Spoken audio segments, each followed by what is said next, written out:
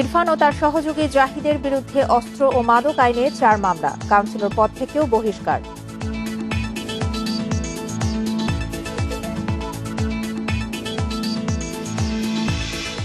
তিতাসের leakage থেকে Suarez লাইনে হচ্ছে বিস্ফোরণ, সব সংস্থার মহাপরিকল্পনা চায় সিটি কর্পোরেশন।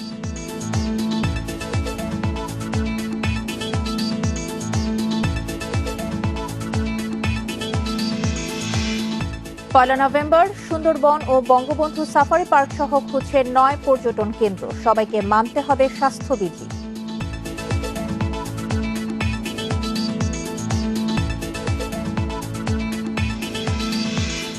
বিশ্বে করোনায় একদিনে 7,000 মৃত্যু, শনাক্ত 4,46,000, মোট প্রাণহানি 11,71,000।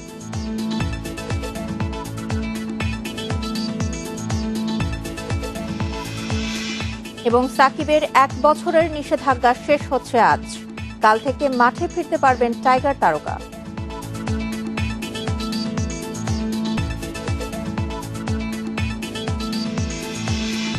স্বাগত ইন্ডিপেন্ডেন্ট সংবাদে, সঙ্গে আছি সঞ্চারী মজুদ্দমা। শুনছিলেন শিরোনাম, যাচ্ছি পুরো খবরে।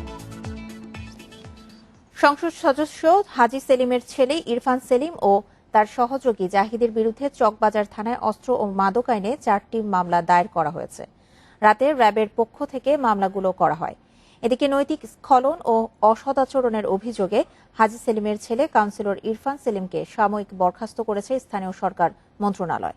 সন্ধ্যায় এই সংক্রান্ত প্রজ্ঞাপন জারি করা হয়। এছাড়াও ইরফানের সহযোগী এবি সিদ্দিক দীপুকে 3 দিনের রিমান্ডে পাঠিয়েছে আদালত। ধানমন্ডিতে রোববার রাতে সংসদ সদস্য হাজী সেলিমের ছেলে ইরফান সেলিম নৌবাহিনীর কর্মকর্তা লেফটেন্যান্ট মোহাম্মদ ওয়াসিফ আহমেদ খানকে মারধর করেন। ওই ঘটনায় ইরফানের বিরুদ্ধে হত্যা চেষ্টা মামলা হয়েছে। এছাড়া তার বিরুদ্ধে রাজধানীর চকবাজার থানায় আরও 2টি মামলা করা হয়েছে, একটি অস্ত্র ও অপরটি মাদক আইনের মামলা। এ নিয়ে তার বিরুদ্ধে মামলা হল 3টি। নৈতিক স্খলন ও অসদাচরণের দায়ে দক্ষিণ সিটি কর্পোরেশনের 30 নং ওয়ার্ডের কাউন্সিলর ইরফানকে সাময়িক বরখাস্ত করা হয়েছে।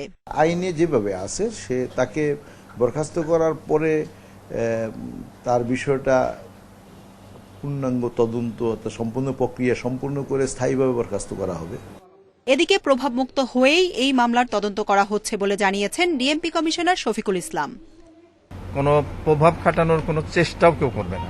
এটা একেবারেই সুষ্ঠুভাবে যেভাবে তদন্ত করার দরকার, যেভাবে একজন অপরাধীকে বিচারের আওতায় আনা দরকার, ঠিক একইভাবে আনা হবে। আসামি গ্রেপ্তার করা শেষ, এখন এটার সাক্ষ্য প্রমাণ আমরা সংগ্রহ করব এবং এটি আমরা দ্রুত তদন্ত শেষ করে আমরা বিচারের জন্য আদালতে সোপর্দ করব। এছাড়া হত্যা চেষ্টা মামলায় ইরফানের প্রোটোকল অফিসার এবি সিদ্দিক দীপুর 7 দিনের রিমান্ড আবেদন করলে 3 দিন মঞ্জুর করে আদালত।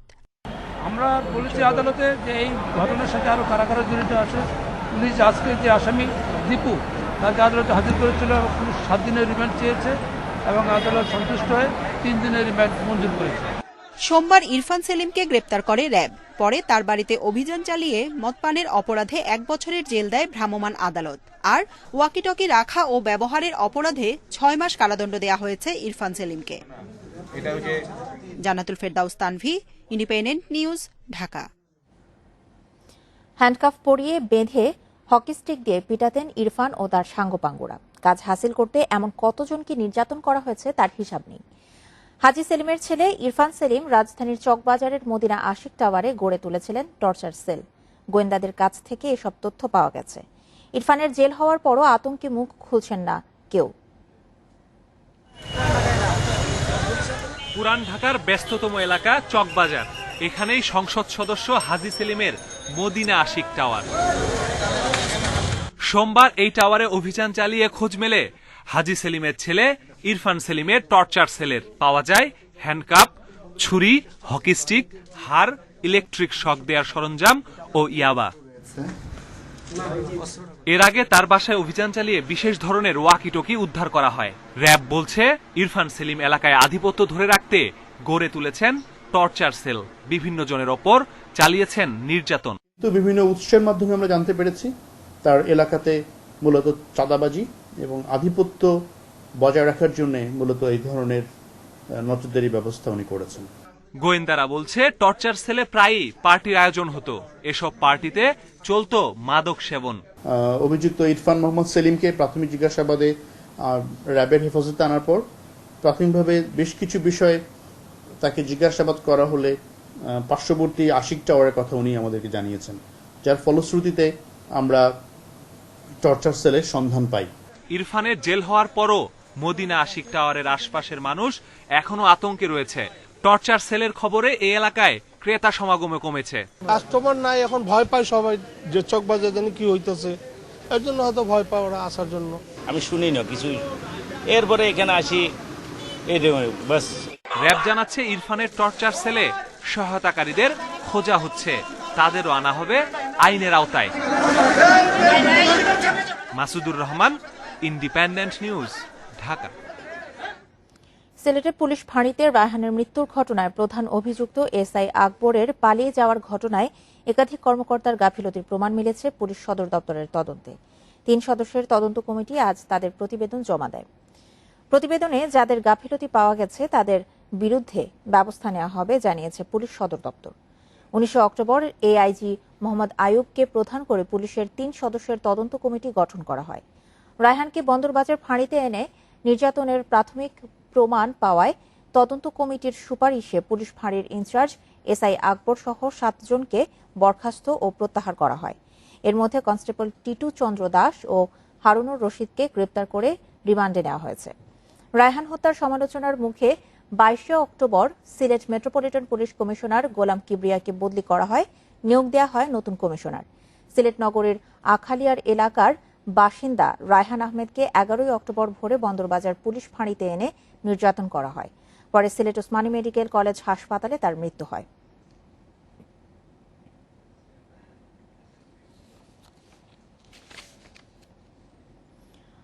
রায়হান হত্যায় অভিযুক্ত এসআই আকবরকে পালাতে সহায়তাকারী পুলিশ সদস্যদের বিচারের আওতায় আনা হবে বলে জানিয়েছেন সিলেট মেট্রোপলিটন পুলিশের নতুন কমিশনার নিশারুল আরিফ।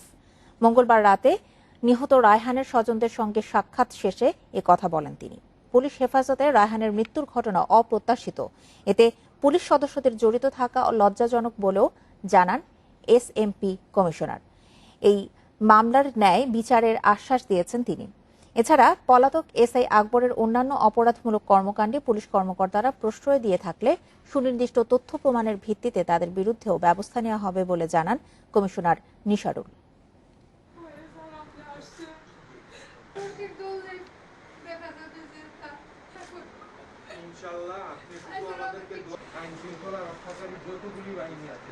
যারা অপরাধী তারা অপরাধী, তারা কোন বাহিনীর কোন পেশার সেটা আমাদের কাছে ধর্তব্য কোনো বিষয় না।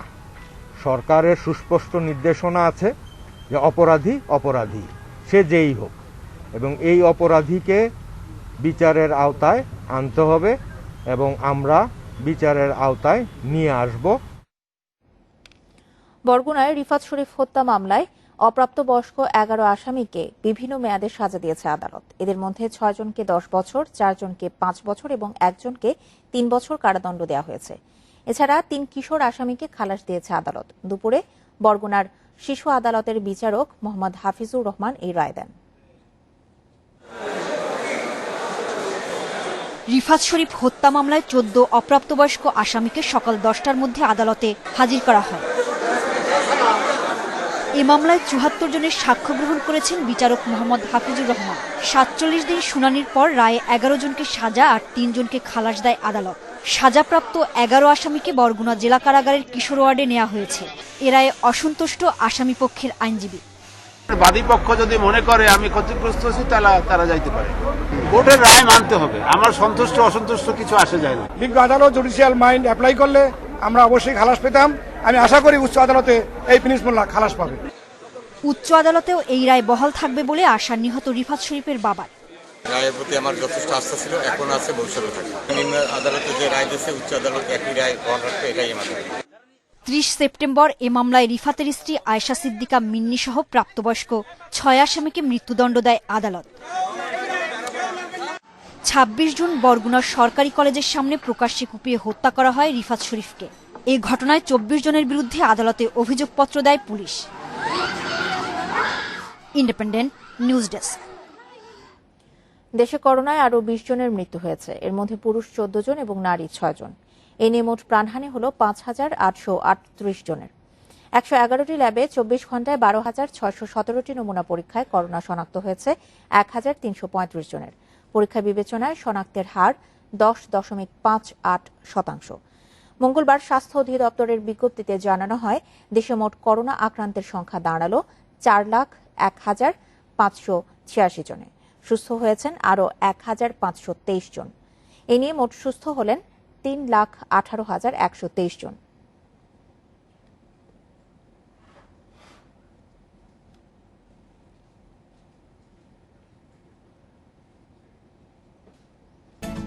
তিতাসের লিকেজ ও পয়ঃবর্জ্যের বায়োগ্যাসের চাপ বা বিক্রিয়া থেকে সুয়ারেজ লাইনে একের পর এক বিস্ফোরণ।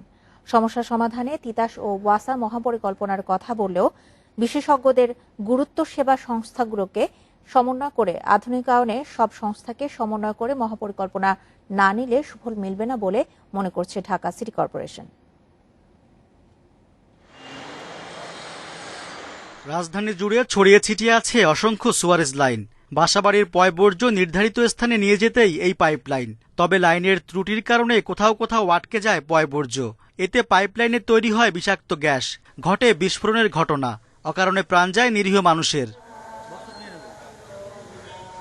ওয়াসার দাবি, তিতাসের লিকেজ থেকে নিঃসরিত গ্যাস এবং সুয়ারেজ লাইনের বায়োগ্যাসের বিক্রিয়া ও চাপে ঘটছে বিস্ফোরণ। লাইন সংস্কারে মহাপরিকল্পনা নেওয়া হয়েছে। সুয়ারেজ মাস্টার প্ল্যান এবং ড্রেনেজ মাস্টার প্ল্যান দুটি প্রণয়ন করেছি এবং সুয়ারেজ মাস্টার প্ল্যান আমরা জানি যে আমরা বাস্তবায়ন কাজ হাতে নিয়েছি। সেটা 5টা সুয়ারেজ ট্রিটমেন্ট প্ল্যান্ট হবে নেটওয়ার্ক সহ। আমাদের ধারণা যে 2027 সালের মধ্যে আমরা এই ঢাকা শহরকে সুয়ারেজ নেটওয়ার্কের আওতায় নিয়ে আসব। তিতাস গ্যাস কর্তৃপক্ষ বলছে, ইতোমধ্যে সংস্কার ও পাইপ প্রতিস্থাপনে 400 কোটি টাকার প্রকল্প হাতে নেওয়া হয়েছে, যা 2022 সালের মধ্যে শেষ হবে। আমরা যেখানে কমপ্লেন পাচ্ছি সেগুলো তো মোটামুটি এই যে মাসখানেকের মধ্যে তো প্রচুর রিপেয়ার কাজ সম্পন্ন করলাম এবং বাকি যেগুলো আছে সেগুলো করে দেবো। অলরেডি আমরা কন্ট্রাক্টরও নিয়োগ দিয়ে দিচ্ছি। প্রজেক্টের একটা আমাদের ডিপিপি অনুমোদন করে এখন মন্ত্রণালয়ে চলে যাচ্ছে। নীতিগতভাবে একটা অনুমোদনও পাওয়া গেছে। অপরিকল্পিত নগরায়ন এবং সেবা সংস্থাগুলোর মধ্যে সমন্বয়হীনতা দূর করতে না পারলে মহাপরিকল্পনা করেও কাঙ্ক্ষিত ফল আসবে না বলে মনে করছে সিটি কর্পোরেশন। গুরুত্বপূর্ণভাবে চিন্তা করতে হবে যে সমন্বয়টা কিভাবে করা যায়। আমি একদিক পরিষ্কার করলাম, ওয়াসার একদিক পরিষ্কার করলো, কে কোন দিক পরিষ্কার করছে, এটার যদি সমন্বয় আমরা সুষ্ঠুভাবে করতে পারি, তাহলেই ধরেন এই বিভিন্ন ড্রেন বা বিভিন্ন নর্দমার ভিতর দিয়েই অনেক লাইন গুলো গিয়েছে। সুয়ারেজ লাইনে বিস্ফোরণের দায় ওয়াসা ও তিতাস গ্যাসকে নিতে হবে বলছেন নগর বিশেষজ্ঞরা। তাদের মতে, সেবা সংস্থাগুলোকে সমন্বয় করে লাইনগুলো আধুনিকায়নের কোনো বিকল্প নেই। এই বিপন্ন অবস্থা জেনে শুনে বুঝেও তিতাস গ্যাস সহ কোনো সংস্থায় দায়িত্ব নিচ্ছে না বলে এগুলো এখন বিপজ্জনক অগ্নিকাণ্ডের ঘটনা ঘটাচ্ছে। এর দায় মূলত তিতাস গ্যাসের যেমনি করে রয়েছে, তেমনি করে এই সুয়ারেজ ব্যবস্থার জন্য দায়ী ওয়াসা দীর্ঘদিনের অবহেলা এবং প্রহসনের কারণে। ঢাকার 2 সিটি এবং ঢাকা ওয়াসার প্রায় 2,500 কিলোমিটারের মতো Suarez line. Rezwan Siddiqui, independent news, Dhaka. Khulna কৃষি বিশ্ববিদ্যালয়ের শিক্ষক পদে প্রার্থী হয়েছেন খোদ উপাচার্যের স্ত্রী, আর ভারপ্রাপ্ত রেজিস্ট্রার দায়িত্বে থেকেই রেজিস্ট্রার পদে প্রার্থী হতে আবেদন করেছেন। এসব ঘটনায় স্বজনপ্রীতির শঙ্কা থাকায় বিশ্ববিদ্যালয়ের নিয়োগ প্রক্রিয়া প্রশ্নবিদ্ধ হয়ে পড়ছে বলছেন সংশ্লিষ্টরা। আর বিশ্ববিদ্যালয় মঞ্জুরি কমিশন বলছে, এই ধরনের কার্যকলাপ নৈতিকতার পরিপন্থী। 2019 সালের 29 জানুয়ারি আনুষ্ঠানিকভাবে যাত্রা শুরু করে খুলনা কৃষি বিশ্ববিদ্যালয়। শিক্ষার্থী ভর্তির পাশাপাশি এখন চলছে শিক্ষক নিয়োগ প্রক্রিয়া। সম্প্রতি ভারপ্রাপ্ত রেজিস্ট্রার ডক্টর খন্দকার মাজহারুল আনোয়ারের স্বাক্ষরে রেজিস্ট্রার নিয়োগের বিজ্ঞাপন দেওয়া হয়। তবে তিনি নিজে প্রার্থী হিসেবে আবেদন করেছেন এ পদে। অন্যদিকে উপাচার্য ডক্টর শহীদুর রহমান খানের স্ত্রী ফেরদৌসী বেগম অধ্যাপক পদের প্রার্থী হয়েছেন, অথচ নিয়োগ বোর্ডের প্রধান উপাচার্য নিজেই। এ ধরনের পদক্ষেপ বিশ্ববিদ্যালয়ের পুরো নিয়োগ প্রক্রিয়ার স্বচ্ছতা নিয়ে প্রশ্ন তোলে বলছেন সচেতন নাগরিকরা। একটি দায়িত্বপূর্ণ পদে থাকা ব্যক্তির অন্য একটি পদে আবেদন এবং আমাদের জানা মতে বিভিন্ন তাদের আত্মীয় স্বজনদের আবেদন, এটি আসলে একটি প্রতিষ্ঠানকে ব্যক্তিগতীকরণ।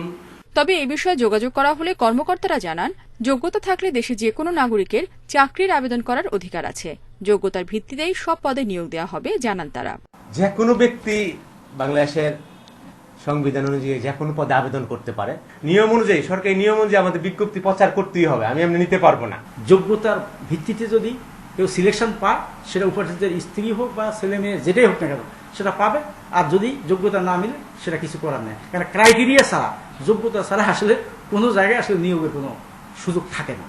নিয়োগের ক্ষেত্রে বাড়তি সুবিধা পাওয়ার সম্ভাবনা থাকলে সে ধরনের আচরণ নৈতিকতা বহির্ভূত, জানালো বিশ্ববিদ্যালয় মঞ্জুরি কমিশন। এবং নৈতিকতার দিক থেকে মাননীয় উপাচার্য ওই বোর্ডের সভাপতিত্ব করতে পারেন না। আর রেজিস্ট্রারের যে বিষয়টা হলো, নিয়োগের সময় উনি যেহেতু আবেদন করেছেন, এই কয়েকদিনের জন্য হলেও ওনাকে উচিত ছিল এই ভারপ্রাপ্ত না থাকা। খুলনা কৃষি বিশ্ববিদ্যালয়ের অনুমোদিত পদ সংখ্যা 433। সবশেষ 2020 সালের সেপ্টেম্বরে 7 সহকারী অধ্যাপক সহ 76টি পদে নিয়োগ বিজ্ঞপ্তি দেয় বিশ্ববিদ্যালয়টি। Independent news desk. অর্থ আত্মসাতে অভিযুক্ত পিকে হালদারকে দেশে ফিরিয়ে আনার প্রক্রিয়া শুরু হয়েছে বলে জানিয়েছেন দুর্নীতি দমন কমিশনের চেয়ারম্যান ইকবাল মাহমুদ। টেলিফোনে তিনি গণমাধ্যমকে জানান, কানাডা থেকে ফেরাতে আইন অনুযায়ী ব্যবস্থা নেওয়া হচ্ছে। 3.5 কোটি টাকা আত্মসাতের অভিযোগ পিপলস লিজিং এর চেয়ারম্যান প্রশান্ত কুমার হালদারের বিরুদ্ধে। গ্রেপ্তার এড়িয়ে দেশে ফিরে আসতে প্রায় 1 মাস ধরে চেষ্টা করছিলেন প্রশান্ত কুমার হালদার। এই জন্য তিনি আদালতে আবেদন করেন, কিন্তু ফিরে আসা মাত্র গ্রেপ্তারের নির্দেশ দেয় হাইকোর্ট। পরে জানা যায় অসুস্থতার কারণে দেশে আসছেন না পিকে হালদার। 3.5 কোটি টাকা আত্মসাৎ ও 300 কোটি টাকার অবৈধ সম্পদ অর্জনের অভিযোগে পিকে হালদারের বিরুদ্ধে অনুসন্ধান করছে দুদক। পিকে হালদারকে গ্রেপ্তারের প্রক্রিয়া চলছে বলে জানান সংস্থার চেয়ারম্যান। ইন্টারপোলের মাধ্যমে হতে পারে, ইন্টার গভর্নমেন্টের মাধ্যমে হতে পারে, আছে কিনা আমরা দেখবো। সবটা বিশ্লেষণ করেই আমরা তাকে দেশে ফিরিয়ে আনার একটা প্রক্রিয়া করব। তিনি জানান, পিকে হালদারের দুর্নীতির বিষয়ে কানাডা সরকারকে জানানো হয়েছে। দেশে তার সব ব্যাংক হিসেব জব্দ করা হয়েছে। বিদেশের ব্যাংক হিসাব জব্দের জন্য আবেদন করা হয়েছে। আমাদের যে অনুসন্ধান চলছে, সে অনুসন্ধান চলমান রয়েছে এবং আমরা সেই অনুসন্ধানের প্রয়োজনে যাদের যাদের ডাকা হচ্ছে, কিছু বাকি ছিল তাদেরকে ডাকা হবে। পিকে হালদারের অভিযোগ অনুসন্ধানে দেশে আরও কয়েকজনকে জিজ্ঞাসাবাদের জন্য তলব করবে দুদক। রিশাদ হুদা, ইন্ডিপেন্ডেন্ট নিউজ, ঢাকা। করোনায় সবকিছু টালমাটাল হলেও পঞ্চম প্রজন্মের মোবাইল প্রযুক্তি 5G চালুর লক্ষ্য পেছাবে না। স্বাধীনতার 50 বছর পূর্তিতে 2021 সালেই দেশে এই প্রযুক্তি চালুর কথা জানিয়েছেন ডাক ও টেলিযোগাযোগ মন্ত্রী। বিটিআরসি বলছে, 5G চালুর জন্য পর্যাপ্ত তরঙ্গ হাতে আছে, দরকার হলেই নিলাম হবে। দেশে পঞ্চম প্রজন্মের মোবাইল নেটওয়ার্ক প্রযুক্তি 5Gর পরীক্ষা হয় 2018 সালে। 2021 সালে ঢাকা ও বিভাগীয় শহরগুলোতে এই প্রযুক্তি চালুর লক্ষ্য সরকারের। সে অনুযায়ী চলছে প্রস্তুতি। করোনার কারণে বিভিন্ন ক্ষেত্রে স্থবিরতা দেখা দিলেও 5G চালুর লক্ষ্য পেছাবে না বলে জানিয়েছেন ডাক ও টেলিযোগাযোগ মন্ত্রী। নির্ধারিত সময়ে নতুন প্রযুক্তি চালুতে অপারেটররাও আগ্রহ দেখিয়েছে বলে জানিয়েছেন তিনি। 5G আমি কোথাও আটকে থাকিনি, আমি প্রস্তুত আছি। এটা সার্বিক অবস্থার উপরে, দেশের এবং সারা দুনিয়ার অবস্থার উপর নির্ভর করে তখন আমরা একটা দিনক্ষণ ঠিক করে এটাকে লঞ্চ করব। তবে আমাকে যদি বলেন, আমি মনে করি যে আমি স্বাধীনতার 50 বছরে একটি মাইল ফলক কাজ করতেই চাই। বিটিআরসি বলছে 5G চালুর জন্য পর্যাপ্ত তরঙ্গ হাতে আছে। আগামী বছর যে কোনো সময় নিলামের আয়োজন হবে। 5Gর সঙ্গে যেসব তরঙ্গ জড়িত সেটা 5G রিজার্ভ রাখা। এখনো তো 5G শুরু করতে পারেনি এই প্যান্ডেমিক কারণের জন্য, দেরি হয়ে গেল। যখন 5Gর জন্য লাগবে তখন তো আমার তরঙ্গ ব্যাক করতে পারবোই। এখন যে তরঙ্গ ইউজ করে তরঙ্গ তো পড়ে আছে। 2012 সালে 3G চালুর পর 2018 সালের ফেব্রুয়ারিতে চালু হয় 4G।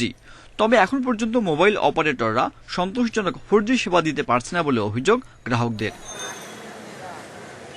Sajjad Hossain, independent news, Dhaka. একটি পাকা সড়কের অভাবে প্রায় 20 বছর ধরে চরম ভোগান্তি পোহাচ্ছেন টাঙ্গাইলের সখীপুর উপজেলার বহুরিয়া ইউনিয়নের মানুষ। বিশেষ করে ইউনিয়নের কালমেঘা থেকে দেওয়ানপুর পর্যন্ত বেহাল দশার কারণে সড়কটি বছরের অর্ধেক সময় থাকে চলাচলের অনুপযোগী। স্থানীয় জনপ্রতিনিধিরা জানান, উন্নয়ন প্রকল্পে সড়ক অন্তর্ভুক্ত থাকার পরও বরাদ্দের অভাবে কাজ শুরু করা যাচ্ছে না।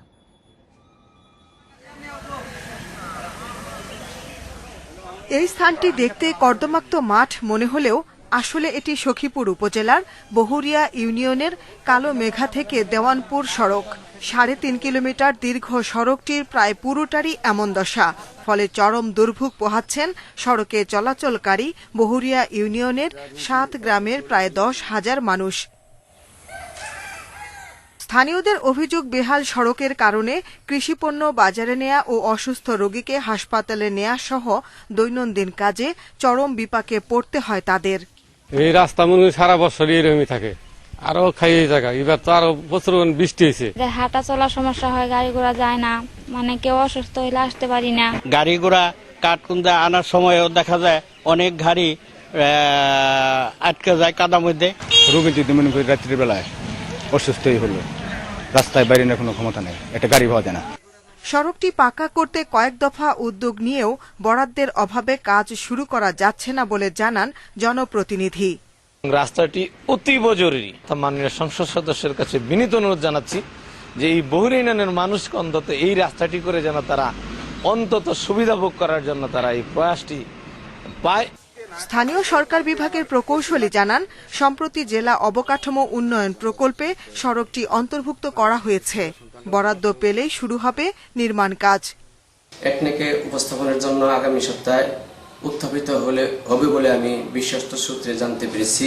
যদি টাঙ্গাইল অবকাঠামো উন্নয়ন প্রকল্পটি একনেকে পাশ হয়ে যায় তাহলে প্রথম পর্যায়েই এই রাস্তাটি পাকা হবে। সড়কটি নির্মাণে প্রশাসন দ্রুত পদক্ষেপ নেবে এমন আশা স্থানীয়দের। Independent news desk. সিরাজগঞ্জের হাটিকুমরুল গোল চত্বরে তৈরি হচ্ছে বিশ্বমানের ইন্টারচেঞ্জ। এর মাধ্যমে সহজেই রুট পরিবর্তন করতে পারবে ওই পথের বিভিন্ন সড়কের যানবাহনগুলো। এতে ওই এলাকায় দীর্ঘদিনের যানজটের ভোগান্তি কমে আসবে। 3 বছরের মধ্যে নির্মাণ কাজ শেষ হবে বলে জানিয়েছেন প্রকল্প পরিচালক। সিরাজগঞ্জের হাটিকুমরুল গোল চত্বর হয়ে চলাচল করে বগুড়া, রংপুর, রাজশাহী, কুষ্টিয়া, খুলনা সহ উত্তর ও দক্ষিণবঙ্গের 22 জেলার যানবাহন। ফলে সারা বছরই এই চত্বর ঘিরে লেগে থাকে যানজট, যা 15 থেকে 20 কিলোমিটার পর্যন্ত দীর্ঘ হয়।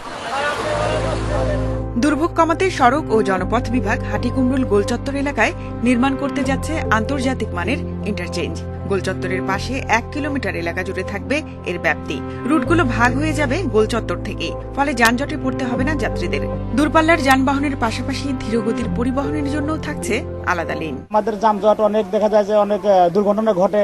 ফ্লাইওভার ছাড়া খুবই সমস্যাতে আছি, আর ফ্লাইওভার যখন হবে তখন আমরা উপর দিয়ে চলে যাব, নিচ দিয়ে ছোট ছোট গাড়ি থাকবে। ফ্লাইওভার হলে তো আমাদের সুবিধা, আমরা নির্দিষ্ট সময়ে গন্তব্যস্থান যা পৌঁছাতে পারি এবং কি গাড়ি চালিয়েও মজা পাই, ভালো লাগে। বহুমুখী এই ইন্টারচেঞ্জ প্রকল্প বাস্তবায়ন হলে যোগাযোগ ব্যবস্থা সহজ হওয়ার পাশাপাশি গতিশীল হবে আর্থসামাজিক উন্নয়ন। আমরা যেভাবে একটা হাই স্ট্যান্ডার্ড ইন্টারচেঞ্জ করছি, এই ইন্টারচেঞ্জে আমরা আশা করছি যে নেক্সট 50 বছরে এই হাটিকামরুল ইন্টারচেঞ্জে আর ট্রাফিক জ্যামের সমস্যাটা হবে না। ঈদের সময়, অন্যান্য উৎসবের সময় কিভাবে হাটিকামরুলের যানবাহনগুলি এসে আটকে থাকে, ঘন্টার পর ঘন্টা আটকে থাকে, জনগণের যে কষ্ট, এই কষ্টটা তখন অনেকটা লাঘব হয়ে যাবে। হাটিকুমরুল ইন্টারচেঞ্জ ঘিরে আশপাশের এলাকায় গড়ে তোলা হবে পর্যটন কেন্দ্র। পুরো প্রকল্প বাস্তবায়নে ব্যয় ধরা হয়েছে 700 কোটি টাকা। 6 মাসের মধ্যে কাজ শুরুর আশা করছে কর্তৃপক্ষ।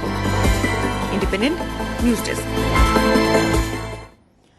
কারিগরি প্রস্তুতি শেষ না হওয়ায় মঙ্গলবার থেকে 4টি ব্যাংকের সঙ্গে মোবাইলে আর্থিক সেবাদাতা প্রতিষ্ঠানগুলোর মধ্যে লেনদেন শুরু হয়নি। ঠিক কবে নাগাদ চালু হবে তাও সুনির্দিষ্ট করে বলতে পারছে না বাংলাদেশ ব্যাংক। বর্তমানে এক ব্যাংক থেকে অন্য ব্যাংকে টাকা লেনদেন করা যায়, তবে এমএফএস প্রতিষ্ঠানের মধ্যে কোনো লেনদেন করা যায় না। এর ফলে নানা ধরনের সমস্যায় পড়তে হয় গ্রাহকদের। তাই গত বৃহস্পতিবার ন্যাশনাল পেমেন্ট সুইচ বাংলাদেশের মাধ্যমে সেই নতুন সেবা চালুর উদ্যোগ নেয় কেন্দ্রীয় ব্যাংক। আজ থেকে মোবাইল ব্যাংকিং সেবাদাতা প্রতিষ্ঠান বা এমএফএস এর প্রতিষ্ঠান বিকাশ, ইসলামী ব্যাংকের এমক্যাশ, ইউনাইটেড কমার্শিয়াল ব্যাংকের ইউক্যাশ এবং আল আরাফা ইসলামী ব্যাংকের ইসলামিক ওয়ালেট থেকে গ্রাহকরা একে অপরের সঙ্গে লেনদেন চালুর কথা ছিল। এটা চালু হলে কোনো গ্রাহক চাইলে তার একটি এমএফএস হিসাব থেকে সহজেই অন্য এমএফএস হিসাবে টাকা পাঠাতে পারতেন।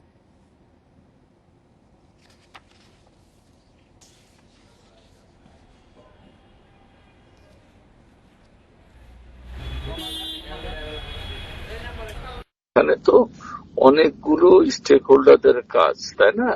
ওই স্টেক হোল্ডারদের কাজের বিভিন্ন তাদের ইন্টারনাল মেশিনের প্রবলেমের কারণে ফর্দার টাইমিং এর জন্য একটা সমস্যা হতে পারে।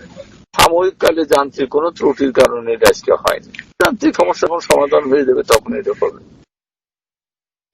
সারা দেশে অস্থিতিশীল নিত্য প্রয়োজনীয় পণ্যের বাজার। সরকার নির্ধারিত দামে এখনও বাজারে মিলছে না চাল, আলু ও পেঁয়াজ। দ্রব্যমূল্যের ঊর্ধ্বগতিতে দিশেহারা সাধারণ মানুষ। পণ্যের দাম নিয়ন্ত্রণে মনিটরিং জোরদার করার দাবি জানিয়েছেন ক্রেতারা। এ বিষয়ে আরো জানাতে এখন রাজশাহী থেকে যোগ দিচ্ছেন আমাদের সহকর্মী মাইনুল হাসান।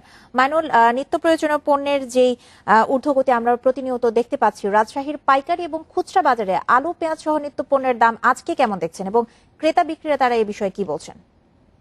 আসলে রাজশাহীর বাজারে নিত্য প্রয়োজনীয় পণ্যের দাম, বিশেষ করে যদি সবজির দাম বলি আমি, সবজির দাম গতকালকের তুলনায় আজকে কেজিতে 10 থেকে 15 টাকা করে বেড়েছে বলে বিক্রেতারা আমাদেরকে জানিয়েছেন। আজকে আমি এখন যেখানে দাঁড়িয়ে আছি রাজশাহীর সবচেয়ে বড় পাইকারি বাজার, রাজশাহীর মাস্টারপাড়া পাইকারি বাজার। এখানে কিন্তু প্রতিদিন সকালে জেলার বিভিন্ন প্রান্ত থেকে এখানে সবজি নিয়ে আসে এবং এখান থেকে তারপরে খুচরা ব্যবসায়ীরা তারা এখান থেকে কিনে নিয়ে সেটি পাড়া মহল্লায় বিক্রি করে থাকে। তো আপনি যদি একটু দেখা যে আজকের বাজার দর যদি আপনাকে জানায় যে শীতকালীন যে সবজি, এই শীতকালীন সবজি কিন্তু এখন বেশ চাহিদা থাকে। এবং যদি বলি শীতকালীন সবজি সিম, সেটি 120 টাকা কেজি বিক্রি হচ্ছে। ফুলকপি 70 টাকা, বাঁধাকপি 35 টাকা, সবুজ শাক যেগুলো সেটি 24 টাকা। আলু পাইকারি বাজারে বিক্রি হচ্ছে 38 টাকা। অর্থাৎ এই আলুই কিন্তু খুচরা বাজারে গিয়ে সেখানে 40 থেকে 45 টাকা বিক্রি হচ্ছে। সরকারের যে মনিটরিং ব্যবস্থা সেইটি তারা চেষ্টা করলো, বাজার নিয়ন্ত্রণে তারা কিন্তু ব্যর্থ হয়েছে। আলুর রাজশাহীতে যে উৎপাদন তার তুলনায় চাহিদা কিন্তু অনেক কম, প্রায় 5 লাখ মেট্রিক টন আলুর চাহিদা থাকলেও উৎপাদন কিন্তু কয়েক গুণ বেশি। তারপরেও রাজশাহীর বাজারে আলুর দাম কিন্তু কমেনি এবং জেলা প্রশাসন, আইন শৃঙ্খলা বাহিনীর যে মনিটরিং ব্যবস্থা সেইটি তারা 30 টাকা করে বিক্রি করার কথা বললেও সেইটি কিন্তু পরবর্তীতে যে মনিটরিং বা সেটি নিয়ন্ত্রণ ব্যবস্থা সেইটি কিন্তু জেলা প্রশাসনের পক্ষ থেকে করা সম্ভব হয়নি। আর যদি অন্যান্য পণ্যের কথা যদি বলি, আদা বিক্রি হচ্ছে 60 টাকা কেজি, রসুন 120 টাকা, শসা 36 টাকা। মরিচের দাম সবচেয়ে বেশি, গেল কয়েক সপ্তাহ ধরে যাচ্ছে বাজারে মরিচের দাম সবচেয়ে বেশি বিক্রি হচ্ছে। পাইকারি বাজারেই মরিচ প্রতি কেজি বিক্রি হচ্ছে 160 টাকা, সেটি খুচরা বাজারে গিয়ে কিন্তু 180, 90 বা 200 টাকায় বিক্রি হচ্ছে। পেঁয়াজ, আমদানি করা পেঁয়াজটি বিক্রি হচ্ছে 60 থেকে 65 টাকায় পাইকারি বাজারে এবং দেশি পেঁয়াজ 78 থেকে 80 টাকা। এই দুই পেঁয়াজই কিন্তু যেমন আমদানি করা পেঁয়াজ বাজার খুচরা বাজারে গিয়ে 70 থেকে 75 টাকা এবং দেশি পেঁয়াজের সেটি 85 থেকে 90 টাকা কেজিতে বিক্রি হচ্ছে। পটল বিক্রি হচ্ছে 50 টাকা কেজি, টমেটো বিক্রি হচ্ছে 90 টাকা কেজি। তো যদি বলি যে বাজারের অবস্থা এবং আমরা এখানে ক্রেতা বিক্রেতাদের সাথে কথা বলছি, তারা কিন্তু বলছে যে চালের দামও রাজশাহীর বাজারে কিছুটা বেড়েছে। তো বলা যায় যে বাজারে প্রতিদিনই নিত্য প্রয়োজনীয় পণ্যের সামগ্রীর দাম বৃদ্ধি পাচ্ছে।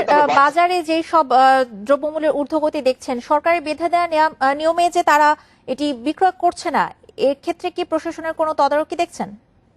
যেমনটি বলছিলাম যে আলুর দামটা যদি আমি বলি, আলুর দাম কিন্তু প্রশাসনের পক্ষ থেকে বিক্রেতাদেরকে এখানে পাইকারি বাজারে 30 টাকা কেজিতে বিক্রি করার কথা তারা বলেছে। কিন্তু 2-1 দিন তারা মনিটরিং এর পরে তাদের যে মনিটরিং কার্যক্রম সেইটি ঝিমিয়ে পড়ার কারণে বাজারে কিন্তু আলুর দাম এখনো নিয়ন্ত্রণে আনতে পারেনি সরকার। এবং রাজশাহীর বাজারে পাইকারি বাজারে যদি 38 টাকা কেজি বিক্রি হয়, সেইটি কিন্তু খুচরা বাজারে গিয়ে এমনিতেই 5 থেকে 10 টাকা বেশি হয়ে যায়। অর্থাৎ মনিটরিং ব্যবস্থা দুর্বলের কারণেই কিন্তু বাজারের যে নিত্য প্রয়োজনীয় পণ্য সামগ্রীর যে মূল্য নিয়ন্ত্রণের ব্যবস্থা সেইটি করা সম্ভব হচ্ছে না বলে আমাদেরকে এখানে বিক্রেতা বা যারা ক্রেতা আছে তারা জানাচ্ছেন। রাজশাহী থেকে নিত্য প্রয়োজনীয় পণ্যের বাজার দর নিয়ে জানাচ্ছিলেন আমাদের সহকর্মী মাইনুল হাসান। বিশ্বের অন্যতম বৃহৎ ম্যানগ্রোভ ফরেস্ট সুন্দরবন আবার খুঁজছে পর্যটকদের জন্য। 1 নভেম্বর উঠে যাচ্ছে নিষেধাজ্ঞা, তবে পর্যটক ও ট্যুর অপারেটরদের মানতে হবে স্বাস্থ্যবিধি। কোনো লঞ্চ 75 জনের বেশি দর্শনার্থী বহন করতে পারবে না, নির্দেশনা পরিবেশ ও বন মন্ত্রণালয়ের। একই দিনে খুঁজছে গাজীপুরের বঙ্গবন্ধু সাফারি পার্ক সহ 9টি পর্যটন কেন্দ্র। 7 মাস পর উন্মুক্ত হচ্ছে সুন্দরবন। দেশের করোনা সংক্রমণ শুরুর পর গত 19 মার্চ সুন্দরবন ভ্রমণে নিষেধাজ্ঞা দেয়া হয়। বিশ্ব ঐতিহ্যের অন্যতম এই বনে পর্যটকের চাপ থাকে নভেম্বর থেকে মার্চে। এই সময়ে দিনে গড়ে 45,000 ভ্রমণ পিপাসু পা পড়ে বেঙ্গল টাইগারের আবাসস্থলে। পর্যটন মৌসুমের শুরুতেই তুলে নেওয়া হচ্ছে ভ্রমণ নিষেধাজ্ঞা। দেশের সবচেয়ে বড় এই বাদা বন দেখার বাধা আর থাকছে না 1 নভেম্বর থেকে। যেসব লঞ্চ রাত্রে অবস্থান করবে সেই সব লঞ্চে কোনোভাবেই 75 জনের বেশি পর্যটক যেতে পারবে না, যাতে ওখানকার সোশ্যাল ডিস্টেন্সিং যে জিনিসটা আমরা বলে থাকি, যাতে সেই গাদাগাদিটা লঞ্চের ভিতরে কোনোভাবেই না হয়। সুন্দরবন কেন্দ্রিক 70টি ট্যুর অপারেটরের লঞ্চ আছে প্রায় অর্ধশত। তাদের অ্যাসোসিয়েশন বলছে শীতের 3-4 মাস সুন্দরবনে পর্যটন মৌসুম। এর মধ্যে প্রায় কয়েক হাজার কর্মচারী কর্মকর্তা বেকার হয়ে পড়েছেন। মৌসুমের শুরুতে নিষেধাজ্ঞা তুলে নেয় পর্যটন শিল্পের জন্য ইতিবাচক। পরিবেশ ও বন মন্ত্রণালয়ের নির্দেশনা মেনে যাত্রী বহন করতে চায় তারা। আমাদের যারা এটিএডি কর্মকর্তা কর্মচারী যারা আছে তাদেরকে অবশ্যই প্রণোদনা পাওয়ার দাবিদার আমরা, কারণ আমরা আসলে খুব ক্ষতিগ্রস্ত। বন বিভাগের পর্যটন কেন্দ্রগুলো থেকে গেল 7 মাসে প্রায় 5 কোটি টাকার রাজস্ব হারিয়েছে সরকার। তবে দর্শনার্থী মুক্ত বন জঙ্গল এ সময় পেয়েছে নতুন করে সেজে ওঠার সুযোগ। আপনি যদি লাওয়াছড়া দেখেন, আপনি যদি সাফারি পার্ক দেখেন, আপনি যদি রেমাকালাঙ্গা দেখেন, আপনি যদি কক্সবাজারের হিমছড়ি এলাকায় ওই জায়গাগুলো দেখেন, আপনি যদি সুন্দরবন দেখেন, তাহলে কিন্তু এই 7 মাসে আমাদের বন্য প্রাণী যেগুলো ছিল তারা কিন্তু একটা ব্রিদিং টাইম পেয়েছে। Gazipur Bangabandhu safari park, Cox's Bazar Dulahazra safari park, Lawachara জাতীয় উদ্যান ও রেমাকেলেঙ্গাও উন্মুক্ত হচ্ছে 1 November. Shahriar Anirban, independent news, Dhaka. ইউরোপে করোনা ভাইরাসের মৃতের সংখ্যা গত সপ্তাহের তুলনায় 40% বেড়েছে বলে জানিয়েছে বিশ্ব স্বাস্থ্য সংস্থা। এদিকে একদিনে বিশ্বে প্রায় 7,000 মানুষের প্রাণহানি হয়েছে। নতুন করে শনাক্ত হয়েছেন 4,46,000। এ নিয়ে বিশ্বজুড়ে করোনায় মোট মৃত 11,71,000-এর বেশি। মোট আক্রান্ত 4,42,00,000 ছাড়িয়েছে। যুক্তরাষ্ট্রে মঙ্গলবার করোনায় 969 জনের মৃত্যু হয়েছে। নতুন আক্রান্ত 71,000 মানুষ। ইতালিতে মঙ্গলবার 22,000 রোগী শনাক্ত হয়েছে। দেশটিতে করোনায় বিধিনিষেধের বিরুদ্ধে বিক্ষোভ চলছে। দ্বিতীয় দফা লকডাউন এড়াতে নাগরিক বিধিনিষেধ মেনে চলার আহ্বান জানিয়েছেন প্রধানমন্ত্রী জিউসেপ্পে কন্তে। এদিকে করোনায় মৃতদের স্মরণে 31 নভেম্বর থেকে টানা 3 দিন জাতীয় শোক ঘোষণা করেছে মেক্সিকো সরকার। ডিসেম্বর পর্যন্ত লকডাউন জারি থাকবে নেদারল্যান্ডসে। রাশিয়ায় বিস্তার ঠেকাতে ঘরের বাইরে মাস্ক পরা বাধ্যতামূলক করা হয়েছে। রোববার থেকে দর্শকদের জন্য খুলছে পেরুর মাচু পিচু।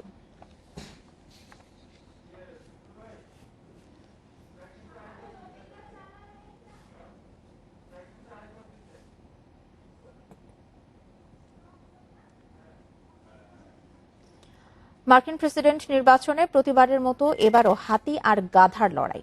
প্রধান দুই রাজনৈতিক দল রিপাবলিকানদের প্রতীক হাতি এবং ডেমোক্র্যাটদের গাধা। আর এই দুই প্রতীকের ইতিহাস জড়িয়ে আছে কার্টুনের সঙ্গে। বিশ্লেষকরা বলেন, সমালোচক ও বিরোধী দলের অপমানই হয়ে ওঠে রিপাবলিকান ও ডেমোক্র্যাটদের প্রতীকে।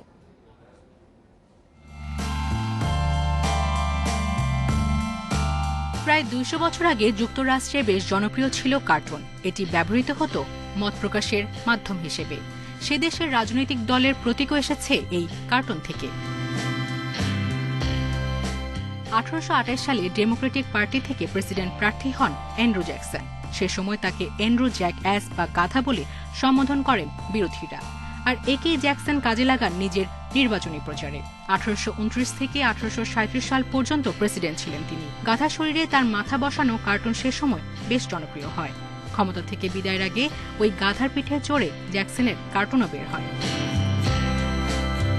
কার্টুনিস্ট থমাস নাস ডেমোক্রেটিক গাধার কার্টুন প্রথম আঁকেন 1870 সালে। হারপার্স উইকলিতে প্রকাশ পায় a live jackass killing a dead lion. পরে সময়ের সঙ্গে ডেমোক্রেটদের প্রতীক বনে যায় গাধা।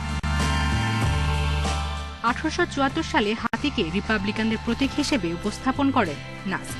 দ্য থার্ড টার্ম প্যানিক নামের কার্টুনে তিনি দেখান সিংহের চামড়া পিঠে চাপিয়ে একটি গাধা বনে সব প্রাণীকে ভয় দেখাচ্ছে। সবাই ভয় পেলেও একটি হাতি স্থির সেখানেই দাঁড়িয়ে আছে। এই কার্টুনের সমালোচনা করে সে সময় ক্ষমতায় থাকা প্রেসিডেন্ট উইলিসেস এস গ্র্যান্টের তৃতীয়বার রিপাবলিকান নেতা হিসেবে নির্বাচনের সিদ্ধান্তকে স্বৈরাচারী বলে আখ্যা দেয় নিউ ইয়র্ক হেরাল্ড। পরে এই হাতি হয়ে ওঠে রিপাবলিকানদের প্রতীক। সায়রা খান, ইন্ডিপেন্ডেন্ট নিউজ। একদিন পর নিষেধাজ্ঞা থেকে মুক্তি, প্রত্যাবর্তনের অপেক্ষায় সাকিব আল হাসান। 29 অক্টোবর থেকে মাঠে ফিরতে আর বাধা নেই টাইগার তারকার। এই দিনটার জন্য 1 বছর ধরে ভক্ত সমর্থকদের পাশাপাশি সাকিব নিজেও অপেক্ষায় থেকেছেন। মাঠে ফেরার তাড়না তাকে মানসিকভাবে শক্ত করবে, আর সেটাই হবে পারফরম্যান্সের রসদ মনে করেন মনোবিদ আলী খান। সময় যাচ্ছে, কিন্তু জীবনে খারাপ সময় আসতেই পারে, তবে সফল যারা খারাপ সময়ে মুষড়ে পড়েন না একটুও। খাদের কিনারা থেকে ঘুরে দাঁড়ানোর পথ খুঁজে নেন। সাকিবও ফিরবেন আগের সেরা সময়ে। সরকার থেকে শুরু করে মিডিয়া সবাই আপনারা যেভাবে সাপোর্ট করে এসেছেন আমার ভালো এবং খারাপ সময়, আশা করি এই সাপোর্টটা আপনাদের থাকবে এবং এই সাপোর্টটা যদি থাকে আমি ইনশাআল্লাহ খুব শীঘ্রই আবার ক্রিকেটে ফিরতে পারবো। মাঠের পারফরমেন্সে খারাপ সময় কমই গেছে, তবে মাঠের বাইরে বাজে সময়ের মুখোমুখি হয়েছেন অনেকবার। সবচেয়ে খারাপ নিঃসন্দেহে 2019-এর 28 অক্টোবর। জুয়ারের প্রস্তাব গোপন করায় আইসিসির নিষেধাজ্ঞা। হারিয়ে গেছে ক্যারিয়ারের একটা বছর। তবে সাকিব বলেই খারাপ সময় পেছনে ফেলে সেরা পারফর্মারকে খুঁজে পাওয়ার প্রত্যাশা বেশি। আমরা যদি এক্সাম্পল হিসেবে আইপিএল এর সিচুয়েশনটাকে দেখি, যে আইপিএল এ যখন ওর এই ম্যাচগুলো খেলতে পারছে না, এটার জন্য তার ভিতরে এক ধরনের ফ্রাস্ট্রেশন তৈরি হচ্ছিল। বাট ইনিশিয়ালি তাকে ডেফিনেটলি এটা তার হচ্ছিল, but the way he came back এবং সে এটা ফোকাস করছে যে এই সময়টাকে সে কিভাবে কাজে লাগাতে পারে। সো এই এবং সেটার একটা সিগনিফিকেন্ট রেজাল্ট বা আউটপুট আমরা ওয়ার্ল্ড কাপে দেখতে পেয়েছি। ক্যালেন্ডারের পাতায় 365 দিন, কিন্তু সাকিবের জন্য এক একটা দিন কি এর চেয়েও বেশি নয়? মাঠের বাইরে থাকলেও সাকিব নিজেকে দৃষ্টির মধ্যেই রেখেছেন। লাইভ আড্ডায় সরব থেকেছেন, কথা বলেছেন ক্রিকেট নিয়ে। একটা ব্যাট দিয়ে খেলেছি, অন্য ব্যাট আমার টাচও করা লাগে না। এই হচ্ছে আমাদের এপ্রিলে দ্বিতীয় কন্যা সন্তানের বাবা হয়েছেন। আলাইনার খেলার সাথী হয়েছে ইরাম। সাকিব পেয়েছেন অক্সিজেন। ব্যস্ততার কারণে পরিবারকে খুব কম সময় দিতে পেরেছেন, কিন্তু নিষেধাজ্ঞা আর করোনা এনে দিয়েছে অফুরন্ত অবসর। আমাদের ইরাম এন্ড আলাইনা। গত এক বছর বিজ্ঞাপন চিত্রে দেখা গেছে সাকিবকে। জনসচেতনতামূলক কাজেও অংশ নিয়েছেন। করোনার সময় ফাউন্ডেশন গঠন করেছেন। প্রিয় ব্যাগ বিক্রি করে অসহায়দের সহায়তায় এগিয়েও এসেছেন। ক্রিকেটে ফেরার তাড়নায় নিজেকে প্রস্তুত করতে বিকেএসপিতে সপ্তাহখানেক অনুশীলন করেন। পাশে ছিলেন দুই গুরু নাজমুল আবেদিন ফাহিম ও মোহাম্মদ সালাউদ্দিন। লঙ্কা সিরিজ স্থগিত হওয়ায় ভাঙা মনে ফিরে গেছেন যুক্তরাষ্ট্রে পরিবারের কাছে। এই সিচুয়েশন থেকে আমরা হয়তো অনেকে বলতে পারি যে সাকিব অনেক বড় মাপের একজন প্লেয়ার, দেখে তার পক্ষে সাইকোলজিক্যালি এত ফিট থাকা বা স্ট্রং থাকা সম্ভব। আবার অন্যভাবেও বলা যায় যে সাকিব মেন্টালি এত স্ট্রং বলেই এত বড় মাপের প্লেয়ার। 15 নভেম্বর থেকে বিসিবি আয়োজিত টি-20 লিগ দিয়ে 22 গজে ফিরবেন টাইগার পোস্টার বয়। তার আগে 10 নভেম্বর দেশে ফেরার কথা। আবারও সব্যসাচী সাকিব মুগ্ধতা ছড়াবেন সবুজ গালিচায়। Saiful Majumder, independent news. Champions লিগে ব্যর্থতার বৃত্তে বন্দী রিয়াল। মনশেনগ্লাডবাখের বিপক্ষে শেষ মুহূর্তের চমকে 2-2 গোলে ড্র করে লস ব্লাঙ্কোস।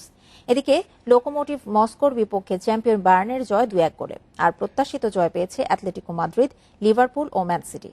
3 দিন আগে দুর্দান্ত পারফরম্যান্সে ক্লাসিকো জেতার রিয়াল মাদ্রিদ যেন হঠাৎ করেই পথ হারিয়ে ফেলেছিল। অধিকাংশ সময় প্রতিপক্ষের ওপর চাপ ধরে রাখলেও তাদের আক্রমণগুলো ছিল ধারহীন। উল্টো 2 গোলে পিছিয়ে চ্যাম্পিয়ন্স লিগে টানা দ্বিতীয় হারের শঙ্কায় পড়েছিল। ফ্রেঞ্চ ফরওয়ার্ড থুরামের জোড়া গোলে জয়ের স্বপ্ন দেখে মনশেনগ্লাডবাখ। পরের শেষ মুহূর্তে 6 মিনিটের ব্যবধানে 2 গোল করে রিয়ালের মান বাঁচান বেনজিমা ও ক্যাসেমিরো।